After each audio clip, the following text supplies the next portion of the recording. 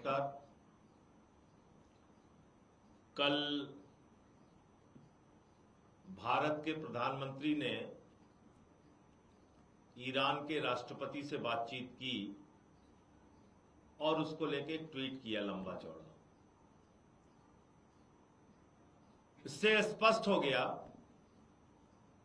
जो पहले दिन से हम लोग कह रहे थे, बार बार मैं कह रहा था, हमारी पार्टी के नेता अरविंद केजरीवाल जी कह रहे थे, सारे लोग कह रहे थे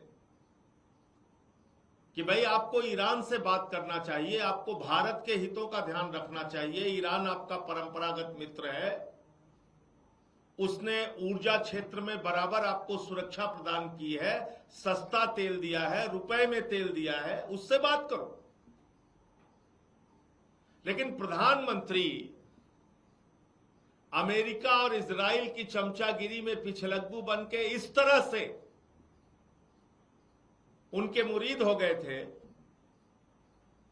कि उन्होंने 8 देशों के प्रमुखों से बातचीत की। अमेरिका और इजराइल के ईरान पर हमले के बाद और गल्फ कंट्रीज में, खाड़ी देशों में अमेरिका के एयरबेस पे हमले के बाद 8 देशों से बातचीत की, 8 देश के प्रमुखों से बातचीत की, ईरान से बात नहीं की। और इनके चेले जितने थे वो कहते थे, अरे आप लोगों को विदेश नीति क्या पता है, अरे जितना महामानव को पता है तुम लोगों को क्या पता है। हम फिर भी दोहराते रहे, भाई ऊर्जा का संकट हिंदुस्तान में आ सकता है, बातचीत करके रखो। प्रधानमंत्री ने बात नहीं की। ईरान के सुप्रीम लीडर मारे गए खामिनेई की मौत पर, उनकी हत्या पर एक शब्द शोक का प्रधानमंत्री नहीं बोले। 160 स्कूली बच्चे मारे गए, जिसकी निंदा आलोचना अमेरिका तक में हो रही है, दुनिया के तमाम देशों में हो रही है, प्रधानमंत्री नहीं बोले। हमारे मेहमान ईरान के नौसेना के जहाज को लौटते समय अमेरिका ने मार गिराया, 100 से ज्यादा नौसैनिक मारे गए, प्रधानमंत्री नहीं बोले। और प्रधानमंत्री को यह मालूम था, इस देश की जनता को तो नहीं मालूम था, लेकिन प्रधानमंत्री को यह मालूम था कि हार्मोज के समुद्री मार्ग से भारत की जरूरतों का 60% कच्चा तेल आता है और 50% गैस आती है, और वो हार्मोज का समुद्री मार्ग ईरान के कब्जे में है। यह प्रधानमंत्री को मालूम था। तो आपने ईरान से अपने रिश्ते क्यों बिगाड़े?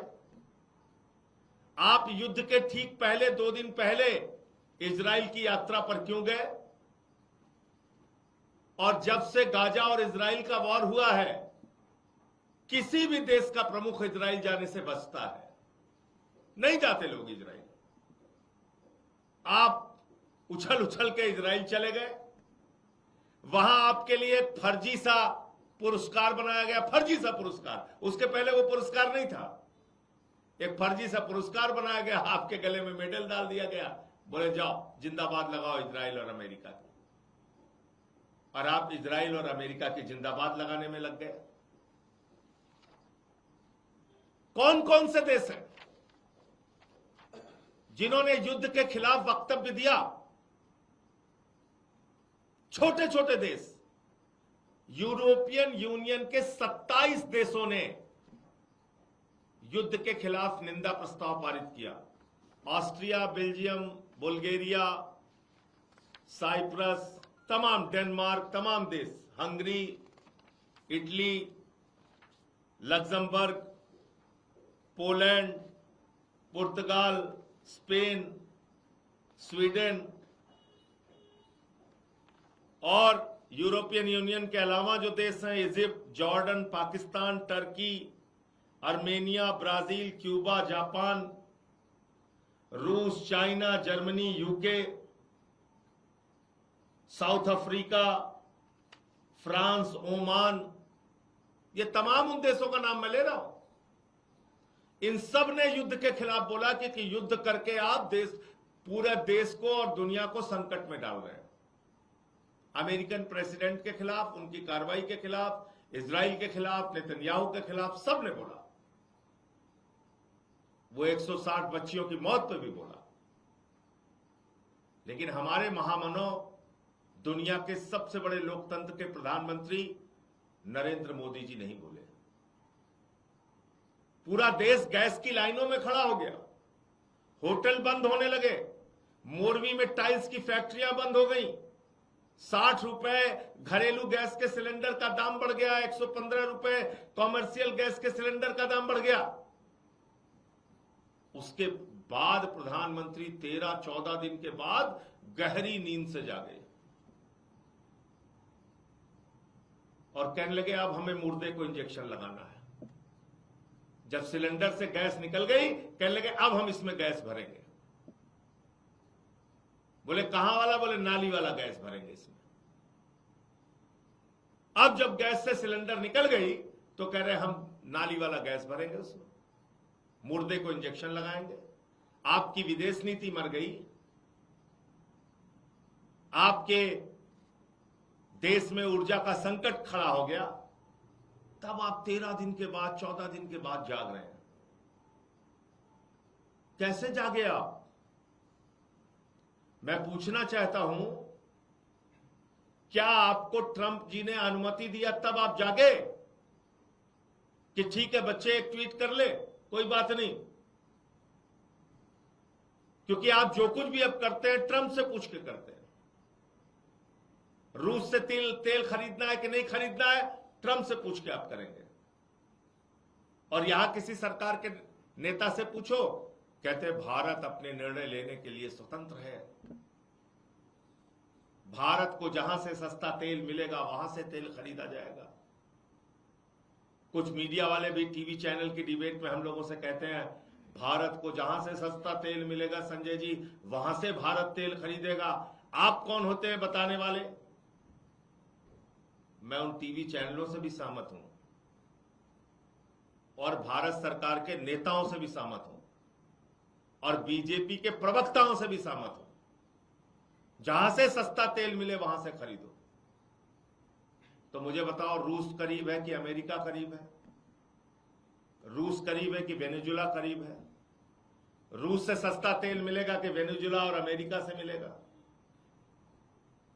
तो आप रूस से तेल क्यों नहीं खरीदते? आपको ईरान सस्ता तेल दे रहा था। चलिए मैं आप लोगों के माध्यम से एक सुझाव देना चाहता हूं भारत सरकार को। ईरान आपको सस्ते में तेल दे रहा था, ईरान आपको रुपए में तेल दे रहा था, और ईरान कम से कम अपने टैंकर तो नहीं उड़ाएगा। आप ईरान से सस्ता तेल खरीदो। आप ईरान से सस्ता तेल का जहाज क्यों नहीं मंगा रहे हो? आप भारत की जरूरतों का तेल ईरान से मंगाओ। क्या डर है आपको? चीन ईरान से तेल खरीद रहा है, बाकी देश ईरान से तेल खरीदते हैं, उनको कोई डर नहीं। आपको पापा का डर है? डांट देंगे पापा जी। किसका डर है आपको? ट्रंप का डर लगा हुआ है। आप खरीदिए, ईरान से तेल खरीदिए। भाई चीन खरीदता है, वो अमेरिका से नहीं डरता। उसके जहाज हार्मोज समुद्री मार्ग से गुजर रहे, आप भी खरीदो। आप तो कह रहे हो कि आप सस्ता तेल खरीदना चाहते हो, लेकिन देश को संकट में मत डालिए। आपके दोस्तों का माल बन रहा है, मुझे मालूम है। इसी आपदा में अवसर बना लिया उन लोगों ने। आपने अपने दोस्तों से कह दिया बेटे यही आपदा है और यही अवसर है तुम्हारे लिए। गैस का दाम अडानी ने 3 गुना ज्यादा बढ़ा दिया। अडानी टोटल गैस लिमिटेड, उसने बढ़ा दिया। फिर आप किस अमेरिका के साथ खड़े हैं भैया? जिस अमेरिका का F-18 एयरक्राफ्ट उड़ा दिया गया, F-15 एयरक्राफ्ट उड़ा दिया गया, KC-135 एयरक्राफ्ट उड़ा दिया गया, MQ-9 उड़ा दिया गया, और एक जहाज आ रहा था हार्मोज के समुद्री मार्ग से ईरान का, उसको अमेरिका का, उसको उड़ा दिया गया। तो जो अमेरिका खुद संकट में है, अपनी मदद नहीं कर पा रहा है, उसके पिछलग्गू बनने से आपको क्या फायदा है? उसके पिछलग्गू बनने से आपको क्या फायदा है? और ट्रंप क्या कह रहा है? देखो आप किसके पिछलग्गू बने हुए हो, किसके पीछे आप घूम रहे हो। आप देखो जरा, ये ट्रंप का बयान है। क्या कह रहा है? कह रहा है जब तेल की कीमतें बढ़ती हैं तो यूएस खूब पैसा कमाता है। मतलब आपके लोग बेरोजगार बन के लगातार घूमते रहे गली गली में, ठोकरें खाएं दर दर की, उनको गैस का सिलेंडर न मिले। दुनिया को इस आदमी ने, ट्रंप ने युद्ध में झोंक दिया और कह रहा है जब क्राइसिस होती है, जब संकट आता है, ये भी आपदा में अवसर का बड़ा वाला बाप है। आपदा में अवसर ये कह रहा है साहब जब तेल का दाम बढ़ता है तो अमेरिका को फायदा होता है, ये रुपया कमाने में लगा हुआ है। आप इसके पिछलग्गू बने हुए हैं। इतना ही नहीं, ऐसे संकट के समय में, और ये बात मैं अंधभक्तों के लिए विशेष रूप से कहना चाहता हूं, प्यारे अंधभक्तों जरा ध्यान से सुनो। तुमको तुम्हारा अगुआ मोदी दिन रात मूर्ख बनाता रहता है, बांग्लादेशियों से लड़ो, बांग्लादेशी घुसपैठियों का सवाल उठाओ, गृह मंत्री भी चिल्लाते रहते हैं दिन रात। और अभी क्या हुआ? आप तो लाइन में खड़े हो, आपके लिए तेल नहीं है, आपके लिए गैस नहीं है, देश खुद एक गंभीर संकट की स्थिति में है। और ये 5000 टन डीजल बांग्लादेश को भेज रहे हैं। बांग्लादेश में जहां पे हिंदुओं की हत्या हो रही है, वहां पे 5000 टन डीजल भारत के प्रधानमंत्री नरेंद्र मोदी जी ने भेजा है। ये आप देखिए, ये कितना हो गया? करीब करीब 60 लाख लीटर डीजल भेज दिया बांग्लादेश को। और आपने चेलों से कहते हैं बांग्लादेशियों के खिलाफ नारा लगाते रहो, बेचारे लगाते रहते हैं दिन रात। तो प्यारे अंधभक्तों, जो मोदी जी हैं उन्होंने जाके 50वीं वर्षगांठ पे कहा था कि मैं बांग्लादेश की आजादी का योद्धा हूं, मैं भी बांग्लादेश की आजादी कराने में लड़ा हूं। वो मोदी जी बांग्लादेश को 60 लाख लीटर डीजल भेज चुके हैं। इसके बाद अंतिम बात कह के अपनी बात समाप्त करूंगा। यह है हमारे प्रधानमंत्री की विदेश नीति, और इसको कहते हैं 100 जूता खाए तमाशा घुस के देखे। 100 जूता खाए तमाशा घुस के देखे। यह है भारत पर एक बार फिर टैरिफ लगाने की तैयारी में अमेरिका। यह नया बयान है ट्रंप का। जिस अमेरिका की चमचागिरी कर रहे हैं, वहां के बददिमाग राष्ट्रपति ट्रंप का 1 घंटे भी दिमाग संतुलन में नहीं रहता। आज क्या बोल रहा है, अगले 1 घंटे बाद क्या बोलेगा, उसके 2 घंटे बाद क्या बोलेगा, सुबह उठ के क्या बोलेगा, शाम को क्या करेगा, कुछ नहीं पता। आप ऐसे आदमी के पिछलग्गू बने हुए हो। और वो साफ तौर पे कह रहा है भाई हम टैरिफ फिर से बढ़ा देंगे, हम आपकी जांच कर रहे हैं, तुम्हारे ऊपर निगाह रखे हुए हैं, कहां से तुम पेट्रोल डीजल खरीद रहे हो, कहां से तुम कच्चा तेल खरीद रहे हो, कहां से तुम गैस खरीद रहे हो। रूस से परमिशन दी थी ना तुम्हें? इधर उधर कुछ गड़बड़ी कर दी क्या तुमने? अभी दिमाग ठीक करता हूं, कह रहा है टैरिफ बढ़ाऊंगा। ऐसे देश के पिछलग्गू क्यों बने हुए हो? अभी तो ये ट्रेड डील साइन नहीं हुई तब ये हाल कर रखा है तुम्हारा। ट्रेड डील साइन हो जाएगी तो पता नहीं क्या करेगा। इसलिए अमेरिका के पिछलग्गू बन के भारत का नुकसान मत करिए प्रधानमंत्री जी। और एक बात मैं कहना चाहता हूं ईमानदारी से, मेरे 1000 मतभेद हो सकते हैं नरेंद्र मोदी से, लेकिन मैं भी यह समझता था कि राष्ट्र के ऊपर जब संकट आएगा तो भारत का प्रधानमंत्री किसी से समझौता नहीं करेगा, क्योंकि उसके वक्तव्य थे ऐसे 13 के पहले, बातें करते थे प्रधानमंत्री उसी तरह की। मेरे 1000 मतभेद नरेंद्र मोदी से हो सकते हैं, लेकिन मुझे यह था कि जब भारत माता के ऊपर संकट आएगा तो कभी नरेंद्र मोदी समझौता नहीं करेंगे। लेकिन 2 घटनाओं से बहुत अफसोस हुआ, दिल को तकलीफ हुई।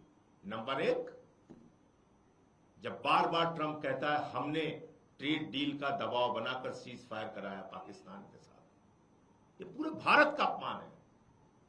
और प्रधानमंत्री एक बार भी नहीं बोले। आज भी मैं दोहरा रहा हूं, प्रधानमंत्री जी आइए सामने निकल के, मैं आपका स्वागत करूंगा, खाली एक बार बोलो ट्रंप, राष्ट्रपति ट्रंप झूठ बोल रहा है, खाली इतना बोल दो। आपकी हिम्मत नहीं है। वो बार बार भारत को अपमानित करता है। हमारे लोगों को हाथ में हथकड़ियां बांध के, पैरों में बेड़ियां बांध के भेजा उसने, भारत को अपमानित किया। और दूसरा, आपको ऐसे युद्ध के संकट के समय में इजराइल भेजा गया और उसके बाद इतनी घटनाएं हो गई, आप शांत रहे। 13 दिन तक आप शांत रहे, कुछ बोले नहीं।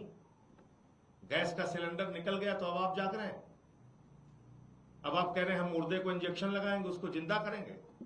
जब आपकी विदेश नीति मर गई, जब आपकी सारे कार्यक्रम, आपकी योजनाएं सब फेल हो गई। 38, 40 देशों का मैंने नाम बताया, सबने बात किया, सबने युद्ध की आलोचना की, सबने अपने अपने देश के हित के बारे में सोचा और उस हिसाब से काम किया।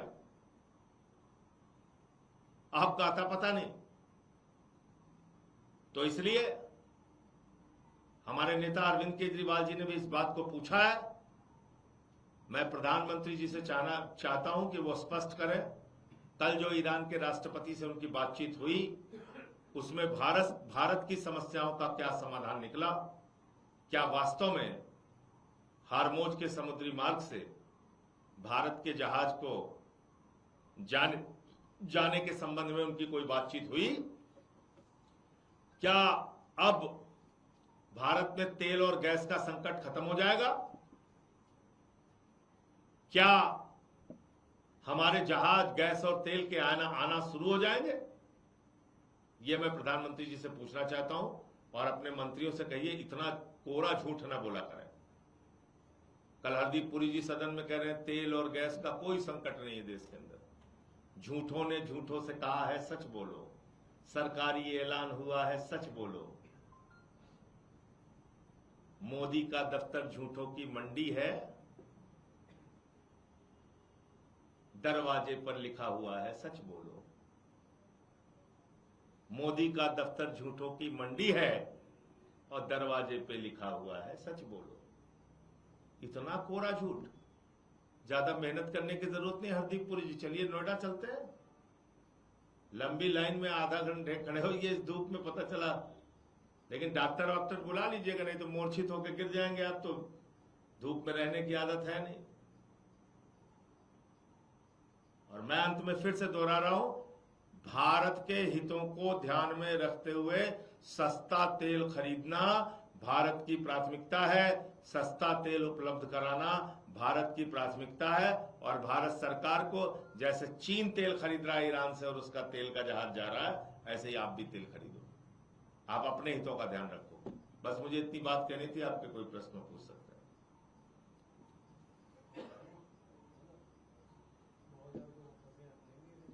कोई सवाल? सर, कल केंद्र सरकार ने ये भी बताया है कि 1 महीने के लिए हॉस्पिटैलिटी इंडस्ट्री को एडवाइस किया गया है कि वो अल्टरनेटिव फ्यूल पे शिफ्ट करे, केरोसिन, कोल और बायोमास पे। तो एक तरफ तो आप कह रहे हैं कि संकट भी नहीं है और दूसरी तरफ आप कह रहे हैं कि मिट्टी का तेल जलाओ। लोग लकड़ी में खाना बनाना शुरू कर दिए हैं। और इससे आगे एक स्कीम है जो प्रधानमंत्री जी की, उस पर तो कोई काम ही नहीं हो पाया ठीक से। नहीं तो आज कोई संकट ही नहीं होता। नाली के गैस से चाय बनाने वाले कार्यक्रम में अगर इसको गांव-गांव चलाया गया होता, 2-4 लाख करोड़ रुपए भारत सरकार खर्च करती उस पर, तो एक इतनी शानदार स्कीम होती। हर घर के आसपास गटर है, वहां से पाइपलाइन जाती, सबको गैस की सुविधा होती, कोई दिक्कत नहीं होती। बाकी वैसे इस समय गर्मी है, सूर्य के प्रकाश से भी आप लोग खिचड़ी बना सकते हैं। मैं तो पहले दिन से कह रहा हूँ। गाँव में जो बुकिंग है सिलेंडर की, वो 45 दिन 25 दिन से बढ़ाकर, और शहर में 25 को मिलेगा। गाँव में ज्यादातर जो कनेक्शन है वो उज्ज्वला योजना के हैं, वो 45। देखिए, उज्ज्वला योजना को तो जितना ये लोग मारने की कोशिश कर रहे हैं, उसकी हकीकत आप लोगों को अपना कैमरा लेके गांव जाना चाहिए और देखना चाहिए क्या वास्तव में सस्ता सिलेंडर सबको उपलब्ध हो रहा है उज्ज्वला स्कीम में या नहीं हो रहा है। दूसरी बात यह है कि 45 दिन 4-5 लोगों के परिवार में सिलेंडर चलता नहीं। अगर आप 45 दिन की बुकिंग दे रहे हैं तो इसका मतलब उस परिवार को तो वास्तव में गैस का सिलेंडर टाइम पे नहीं मिलेगा। ये खुद ही आप मान रहे हैं। नंबर 1, 3-3, 4-4 हजार रुपए में गैस मिल रही है। अभी पटना में मैं स्टूडेंट्स के एक वीडियो देख रहा था, वो कह रहा था 300 रुपए किलो गैस मिल रही है यहाँ पे। तो ब्लैक मार्केटिंग भी खुलेआम हो रही है और लंबी डेट भी मिल रही है। तो दोनों तरह की समस्या लोगों को उठानी पड़ रही है इससे। और सबसे ज्यादा होटल इंडस्ट्री बर्बाद हुई है। शादी ब्याह का सीजन है, लोगों को नहीं मिल रहा है सिलेंडर, तो दिक्कत है बहुत ज्यादा। Thank you.